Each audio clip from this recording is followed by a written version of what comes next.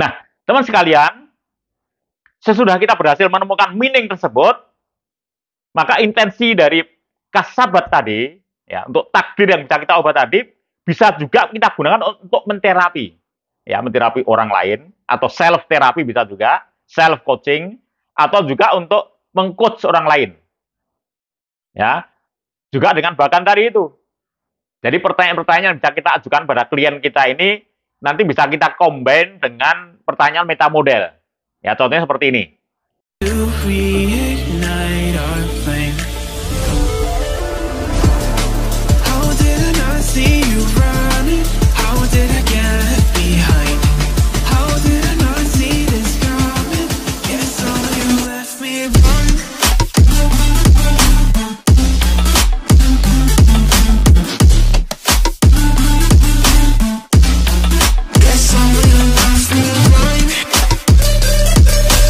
Assalamualaikum warahmatullahi wabarakatuh. Ketemu lagi dengan saya, Trainer Arwah Faisal. Jika kalian ingin tahu kurikulum vitae saya atau ingin mendownload buku-buku bestseller saya di Gramedia, silahkan klik di link di bawah ini, di bio saya di bawah ini. Di sana sudah tersedia semua link-linknya. Oke, teman sekalian, kali ini kita sudah sampai pada spiritual NLP yang ke-8. Dalam spiritual NLP yang ke-8 ini, kita ambil topik neurosemantics takdir. Ya, sekali lagi, neurosemantik takdir. Tapi bagi kalian yang belum subscribe, tolong like dan subscribe dulu, supaya nanti kalau ada topik-topik lain yang lebih menarik, kalian akan dapat beritahuan dari saya. Oke, terima kasih guys. Kalian sudah like dan subscribe. Jadi apa neurosemantik itu? Jadi neurosemantik itu membahas bagaimana bekerjanya secara holistik, secara menyeluruh. Sistem, pikiran, tubuh, dan emosi. Ya, sekali lagi, jadi kita membahas bagaimana bekerjanya sistem, pikiran, tubuh, dan emosi batin kita dalam menerjemahkan gagasan-gagasan terbaik, ide-ide terbaik, dan yang paling inspiring. Nah, dengan neurosemantik akan menghasilkan respon perilaku, ya, kinerja, tindakan yang paripurna, yang bermanfaat bagi diri kita maupun bagi orang sekeliling kita, bagi ekosistem kita, ya, seperti dalam tabel itu, ya. Nah, kemudian apa manfaatnya? Manfaat neurosemantics adalah satu, menciptakan pemaknaan pikiran yang paling enhancing, ya, pemaknaan pikiran, perasaan yang paling enhancing dan kuat. Kemudian yang kedua adalah menerapkan nilai-nilai hidup terbaik di dalam tindakan dan kinerja kita. Jadi teman sekalian, untuk memperoleh manfaat itu tadi, ya, ini dalam pikiran kita ini terjadi sebuah pertarungan, ya, sebuah dialog, ya, sebuah self talk atau sebuah roman batin, ya, seperti dalam gambar ini, ya. Nah, itu maaf, di sebelah kiri itu adalah gambar otak kita. Dari dalam otak kita ini nanti ketika kita menerima stimulus, ya, dari luar ataupun stimulus juga dari dalam kita sendiri itu, ya. Itu kita ada semacam permainan atau pertarungan emosi batin. Disebabkan apa?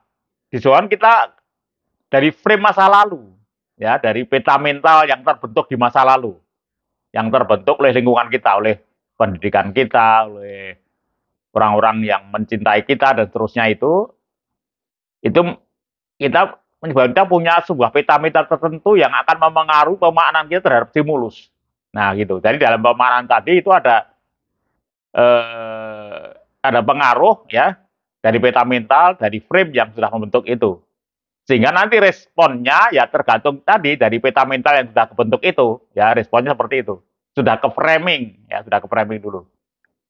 Sehingga dalam respon tadi, ya, kalau kita memberikan respon yang positif seperti itu misalnya, maka harus diinterupsi. Nah, ini gunanya neurosemantik itu adalah untuk menginterupsi, ya, jadi menginterupsi pemanaan dari setiap stimulus. Seperti itu, teori seperti itu. Nah, maka dalam panah itu, nah interupsi itu diambil dari mana? Nah, dari part kita di dalam diri kita sendiri, dalam bawah sadar kita. Ini ada dua part di sini ya. Karena ini neurosemantik yang sifatnya spiritual ini ya, menyangkut takdir, menyangkut ikhlas dan sebagainya. Maka part itu cuma kita bagi dua, yaitu part satu ihsan dan part dua adalah faksa. Ihsan adalah kebaikan-kebaikan yang paling tinggi gitu ya. Kemuliaan-kemuliaan pikiran kita. Dan faksa adalah pikiran-pikiran negatif, pikiran-pikiran buruk kita. Nah, ini nanti kalau teman-teman ingin secara mendetail memahami ini, silahkan nanti cari di di channel YouTube saya juga, yaitu Spiritual NLP yang ketiga. Di sana sudah kita jelaskan bagaimana mekanisme spiritual roh kita ini ya terhadap pikiran. Sudah kita jelaskan secara detail, tidak saya ulang lagi. Nah, itu tadi pengertian neurosemantics. Sekarang apa takdir? Karena ini kan neurosemantics takdir ya. Takdir berasal dari bahasa Arab qadaro, ya qadaro, yang artinya adalah ukuran yang sudah ditentukan oleh Tuhan sejak zaman azali, zaman sononya. Itu juga sudah saya bahas itu, alam azali itu sudah saya bahas dalam spiritual NLP yang ketiga, yang nanti silakan dipelajari saja. Dari ukuran yang sudah ditentukan, qadaro itu ditentukan, diukur gitu ya, oleh Tuhan sejak zaman azali. Takdir itu ada dua macam, guys. Takdir yang tidak bisa diubah, ya, nggak mungkin lagi kita mengubah, misalnya seperti kita keturunan dari mana, gitu ya, keturunan siapa, suku kita, bangsa kita, kemudian warna kulit kita, gitu ya, itu tidak bisa diubah, itu sudah given, ya, sudah given. Tapi ada takdir yang masih bisa diubah, ya, misalnya kita keturunan petani, kita bisa menjadi profesor, banyak gitu ya. Keturunan ASN, ya, turun-temurun semua ASN, tiba-tiba kita berani menjadi seorang pengusaha dan sukses. Itu bisa kita ubah. Nah, ini ada sebuah penjelasan dari Imam Madhab Aqidah Asy'ariyah ya, akidah yang dipakai oleh orang Indonesia pada umumnya, yaitu Imam Abul Hasan Al-Asy'ari. Ya, beliau mengatakan bahwa takdir itu ya, atau pertanggungjawaban terhadap Tuhan itu gitu ya, itu dibagi dua, yaitu kejadian atau perbuatan yang di luar kuasa kita, di luar kontrol kita. Ya, dari kejadian yang termasuk tadi takdir yang sudah nggak bisa diubah itu ya, atau perbuatan yang tidak sengaja seperti itu ya. Pokoknya terjadi di luar kontrol kita, dengan yang terjadinya itu di bawah kendali kita, di bawah kontrol kita, di bawah kuasa kita. Contoh ya, contoh. Kita pernah mengalami jari kita tremor, ya, bergetar, tremor seperti itu, karena sakit. Maka dari tremor itu kita tidak diminta pertanggungjawaban, karena itu di luar kuasa kita, karena kita tiba-tiba dari kita tremor, karena saraf kita entah bagaimana tremor. Nah, sekarang dibanding dengan penari Bali yang sengaja menggetarkan jarinya untuk menari. Nah, itu kan beda. Nah, ini kan perbuatan itu disengaja. Nah, untuk kejadian atau perbuatan yang di luar kontrol kita tadi, seperti tremor tadi, yang kita tidak kuasa, tidak bisa mengendalikan, tidak bisa mengubah tadi, kita tidak dimintai pertanggungjawaban. Ya.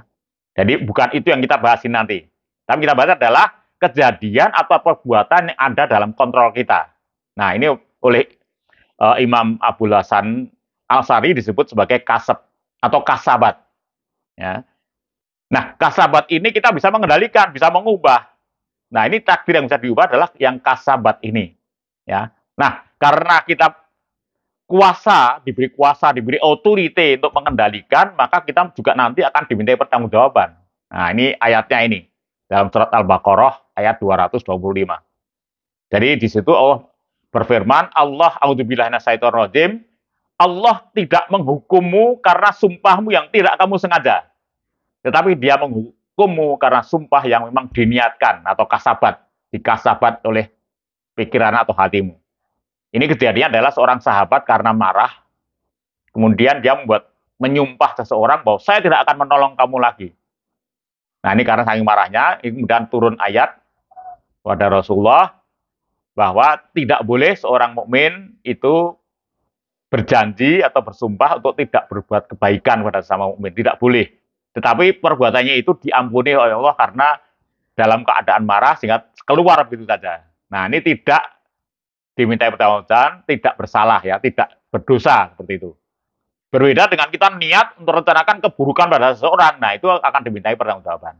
Nah ini pengertian tadi dari takdir yang di luar kontrol kita ya. Nah untuk takdir yang di dalam kontrol kita, ini ada di dalam surat Al-Baqarah, penutup surat Al-Baqarah, yaitu di surat Al-Baqarah ayat 26. Laha ma kasabat wa alaiha maktasabat. Artinya adalah seseorang itu ya laha baginya akan mendapatkan apa yang diupayakan. Nah, kan kasabat lagi ya. Satu niat, perbuatan, ya, maksud dan sebagainya. Itu dia akan mendapatkan yang memang diupayakan. Seperti itu, ya. Nah, sekali lagi jadi hal-hal yang kita tidak kuasa, seperti tadi kita menjadi siapa, menjadi keturunan siapa, ya, menjadi orang Jawa, orang Sumatera, Papua, dan itu bukan tanggung jawab kita, itu kita tidak punya kuasa, ya. Kita nggak bisa mengubah-ubahnya, ya. Nggak punya kuasa, nggak bisa mengubahnya, maka kita tidak dimintai pertanggungjawaban. Tetapi akan menjadi manusia seperti apa, itu 100% menjadi tanggung jawab kita, ya. Jadi Anda tidak dimintai pertanggungjawaban menjadi anak petani, nggak dimintai pertanggungjawaban, tapi nanti Anda menjadi apa, itulah yang akan dimintai pertanggungjawaban oleh Tuhan, dan itulah yang Anda harus mengubahnya, ya. Anda punya kuasa penuh, punya otoritas penuh, ya. Nah, termasuk untuk kasabat takdir kita, ya, karena dalam surat Al-Baqarah juga ayat 30 kita ini adalah sudah ditakdirkan Allah menjadi khalifah fil ard, wakil Tuhan di muka bumi.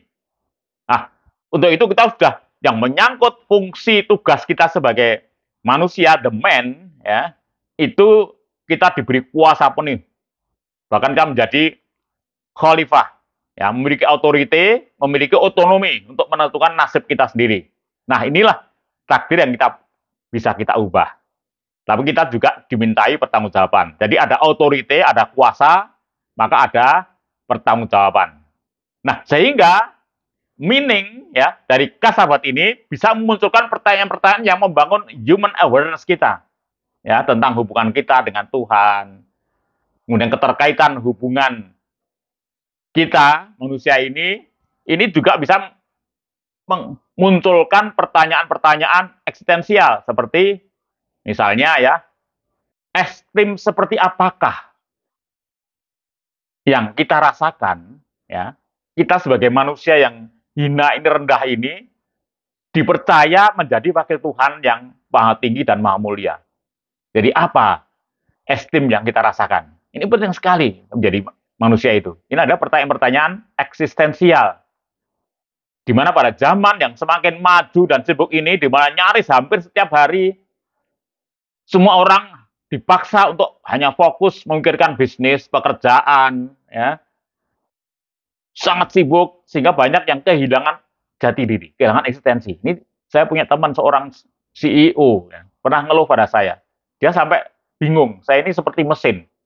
Jadi dia sudah hidupnya digerakkan oleh SOP perusahaan. Enggak dari pagi dia bekerja dari pagi sampai malam meeting, kemudian besok pagi sudah di kantor lagi, kemudian terus dia harus berpikir fokus pada tugasnya sebagai CEO. Dia sampai kehilangan jati dirinya. Sebenarnya saya ini siapa? Nah ini sekarang penting sekali.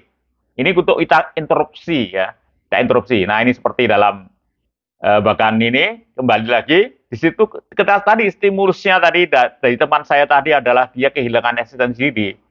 Jati diri kita kehilangan, maka bisa kita interupsi dengan pemaknaan tadi, dengan pertanyaan tadi, ya.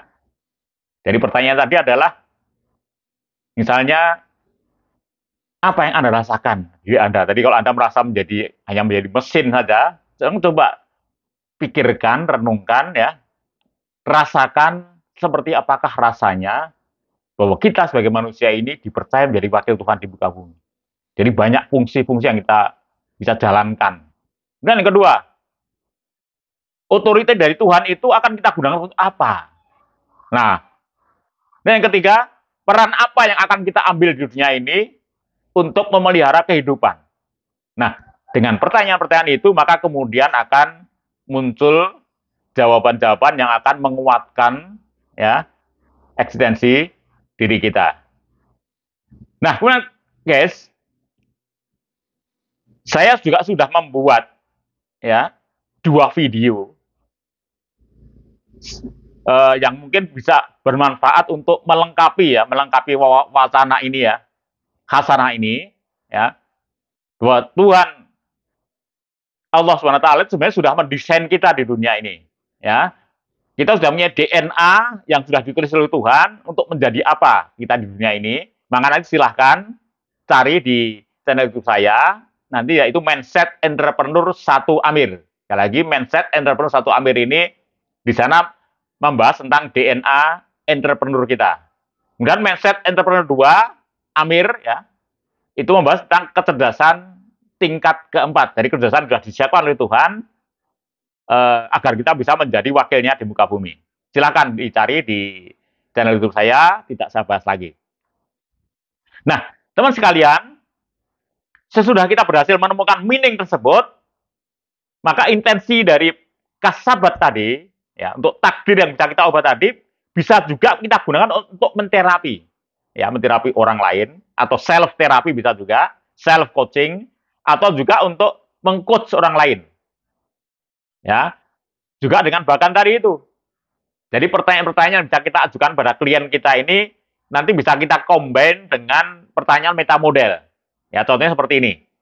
Contohnya misalnya ada seseorang yang merasa hidupnya ini kurang beruntung ya. Saya ini kok ditakdirkan dirinya tidak beruntung.